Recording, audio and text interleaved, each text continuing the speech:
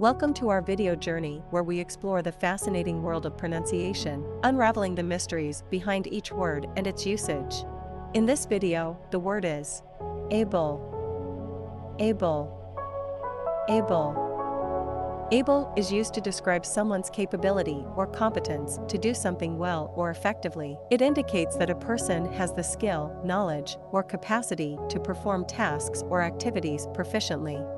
Examples: 1. She is an able manager who successfully leads her team to achieve their goals. In this sentence, able describes her competence as a manager, indicating her skill in leading and achieving goals.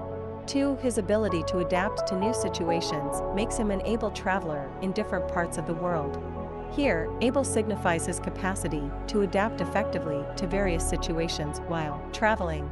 Stay tuned for more linguistic wonders and join us in unlocking the magic of language. Thanks for watching, and until next time, keep speaking, writing, and embracing the beauty of words.